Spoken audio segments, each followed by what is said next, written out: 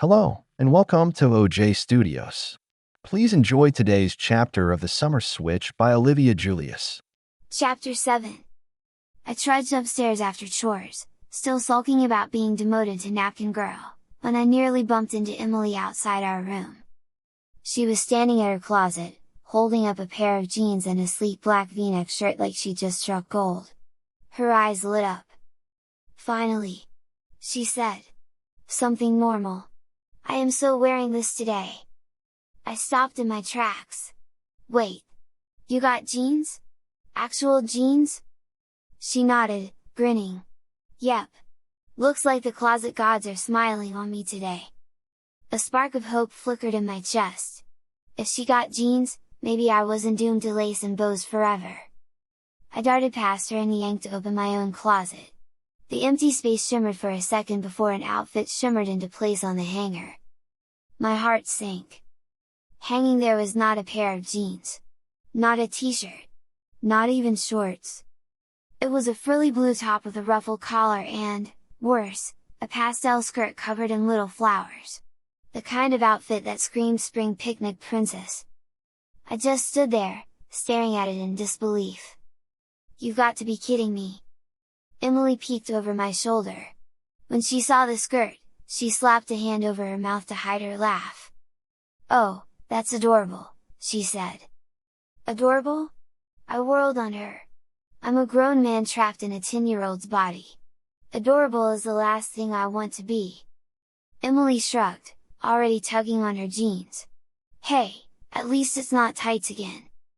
I groaned, yanking the ruffled top off the hanger. "Yeah, lucky me. Instead of tights, I get to look like I'm headed to a cupcake-themed birthday party." The closet hummed as if it agreed with her. I rolled my eyes. This was my life now. I stared at the outfit like it was mocking me. The blue top had little ruffles across the chest and sleeves that flared out just enough to make me feel like I'd stepped into a fashion show for dolls. The skirt was even worse, pastel, tiered with flowers, light enough to poof a little when I lifted it. I sighed, muttering under my breath. 42 years old, reduced to ruffles and petals. First came the underwear, plain, white, and small enough that I had to remind myself to breathe normally while pulling them on. Then the skirt. I wriggled it up my legs, the soft fabric brushing against my skin in a way that felt far too dainty. The elastic waistband snapped into place, and the skirt fanned out around me like something out of a kid's Easter catalog. I groaned. Fantastic! I'm one hair bow away from starring in a commercial for cupcakes. The blue top wasn't much better. The fabric was soft, almost silky, and the little ruffles along the chest made me feel like I should be twirling in a meadow. I tugged it over my head and smoothed it down, glaring at the way it clung just right to my tiny frame. Then came the pièce de résistance. Sitting neatly on the shelf were a pair of sandals with shiny straps and a matching bow for my hair. I picked them up like they were cursed relics. "Nope," I muttered. "Not happening."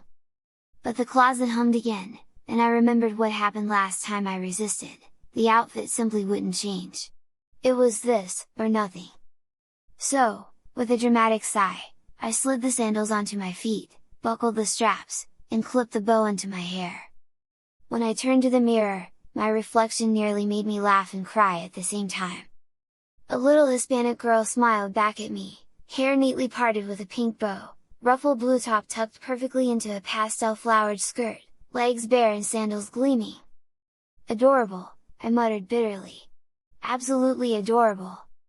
Emily leaned against the doorway in her jeans and v-neck, smirking. "You know, that actually suits you." I glared. "Don't. Just don't." But when I stomped my sandal-clad foot, the skirt bounced slightly, and even I had to admit, I looked every inch the 10-year-old girl Abuela wanted me to be. And there was no getting out of it. I was still adjusting the bow on my hair when the door across the hall opened and cousin Jenny stepped out. Or rather, what used to be Jenny.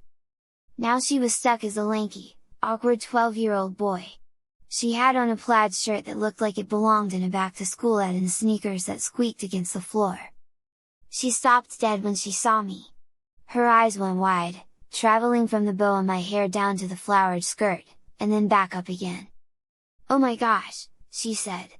"I'm totally jealous of you." I blinked. "What?" "Yeah," Jenny said earnestly. "I got stuck as a boy, which means I don't get to wear cute girl clothes anymore.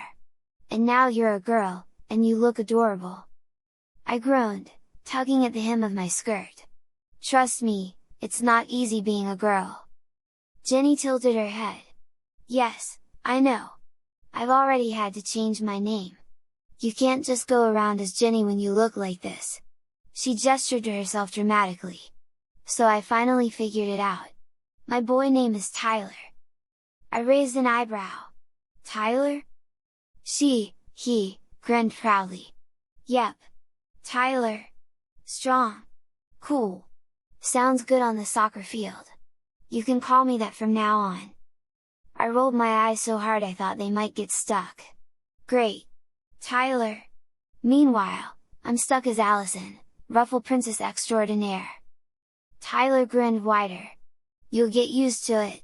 Besides, at least you get to be cute."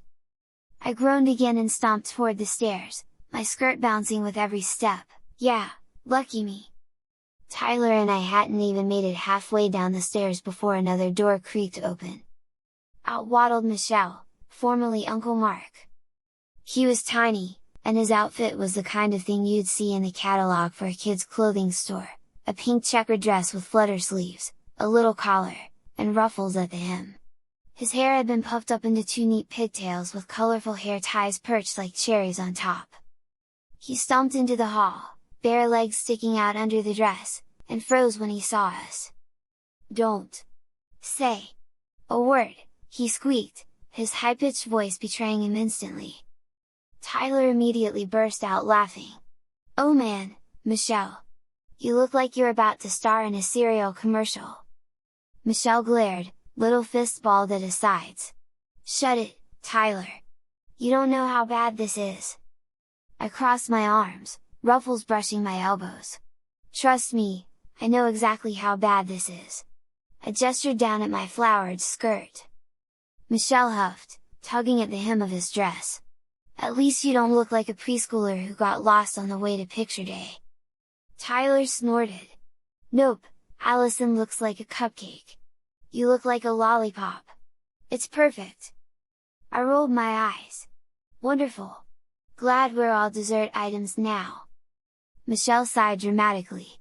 "I swear, when I get my real body back, I'm going to burn every ruffle." We stood there for a beat, me in my skirt, Tyler in his plaid boy outfit, and Michelle looking like the world's angriest kindergartner in a pink dress. And then, from downstairs, Abuela's voice floated up sweet and sing-songy. "Children! Come downstairs, I've got a big surprise for you." I groaned. "Oh no! Not again!" Tyler grinned. "Bet it's something ridiculous." Michelle crossed his little arms, pigtails bobbing. "With her? It's always ridiculous." But no matter how much we stalled, we knew one thing: when Abuela called, we had no choice but to answer.